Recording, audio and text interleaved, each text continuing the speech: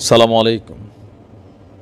গেল কয়েকদিন যাবৎ বিএনপি এবং সমন্বয়কদের মধ্যে আমাদের যেই এক ধরনের অনলাইনে বা বক্তব্যের যে বাদানুবাদ চলছে, তো জনমনে প্রশ্ন উঠছে যে আসলে সামনের দিনে কী ঘটতে যাচ্ছে। বিশেষ করে উপদেষ্টা মাস্টারমাইন্ড মাহফুজ তিনি তার এলাকায় গিয়েছিলেন, সেখানে তাকে গার্ড অব অনার দেওয়া হয়েছে, বিশাল জনসংবর্ধনা তিনি পেয়েছেন। তো সেইখানে তিনি বলছিলেন যে বাংলাদেশে আর কোনোভাবেই সেনা শাসন ফিরে আসবে না।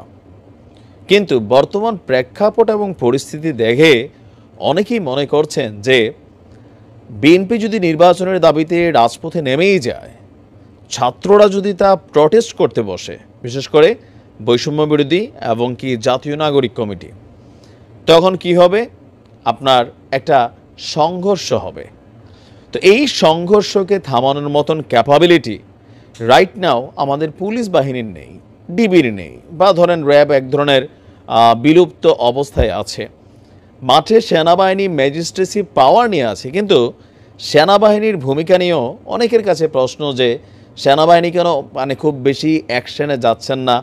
তবে সেনাবাহিনীর খুব বেশি অ্যাকশনে যাওয়ার সুযোগও নেই, কারণ এখানে অনেক কিছু কানেক্টেড আছে।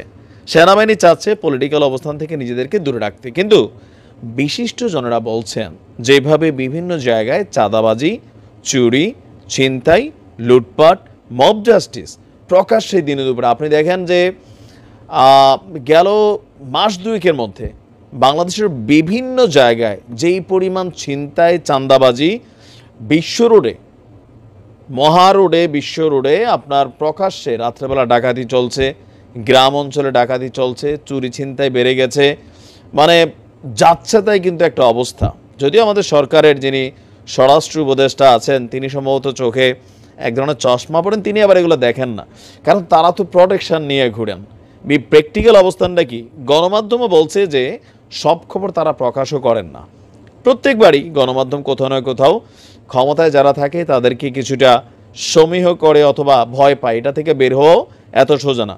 এই উদ্ভূত পরিস্থিতিকে যদি কন্ট্রোল করতে হয়, আজকে পুলিশ যখন অ্যাকশনে গেছে আমাদের কোনো একটা আন্দোলনে সম্ভবত, তো পুলিশের বিরুদ্ধে কিন্তু আবার দেখলাম যে ছাত্ররা মশাল মিছিল করছেন।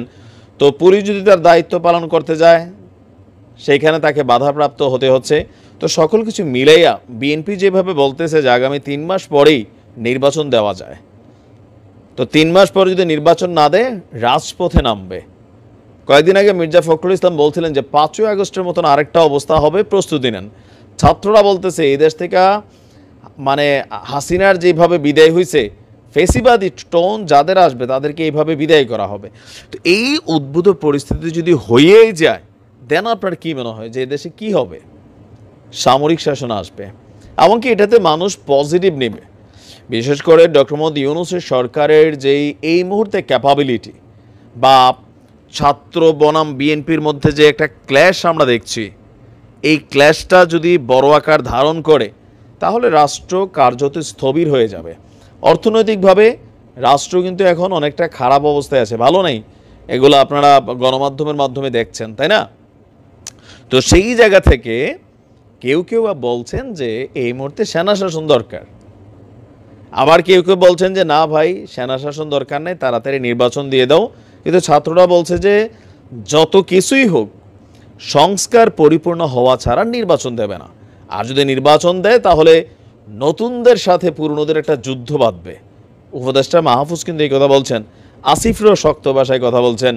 তো যদি ধরেন এই সিচুয়েশনটা চলে আসে, তাহলে সেনাবাহিনী পাওয়ার টেক ওভার করবে, হয়তোবা আমাদের প্রধান উপদেষ্টা যিনি আছেন ডক্টর মোহাম্মদ ইউনূস, তিনি দায়িত্বে থাকবেন।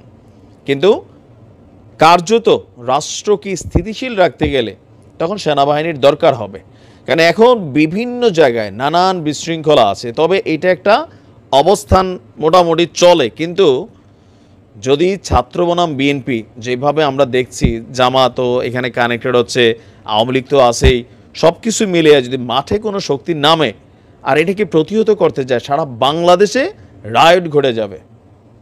আর এটা একটা অ্যাডভান্টেজ আওয়ামী লীগ নিবে, মনে রেখেন। নিছে না? যেমন আন্দোলনের সময় বিএনপি জামাতের এখানে কিন্তু একটা অ্যাডভান্টেজ ছিল, তো আওয়ামী লীগ এখন সে অ্যাডভান্টেজটা নিবে। আর টোটাল পরিস্থিতিকে কন্ট্রোল করার জন্য দিন শেষে সামরিক বাহিনীকে হয়তোবা ক্ষমতা টেক ওভার করতে হবে। আর এই কারণেই হয়তো ডক্টর মোহাম্মদ ইউনূস বা আসিফ নজরুল্লাহ চাচ্ছেন যে বিএনপি বনাম ছাত্ররা তারা যেন বাদানুবাদে না যায়, তাদেরকে কিভাবে এক করা যায়। তবে পরিস্থিতি খারাপ হলে বিশিষ্টজনরা, যারা বিজ্ঞজনরা আছেন, তারা মনে করছেন যে সেনাবাহিনীর হাতেই ক্ষমতা যাবে। তো জানি না কি হতে যাচ্ছে, আমরা আশা করি সব কিছু খুব দ্রুত সমাধান হয়ে যাবে। ভালো থাকুন।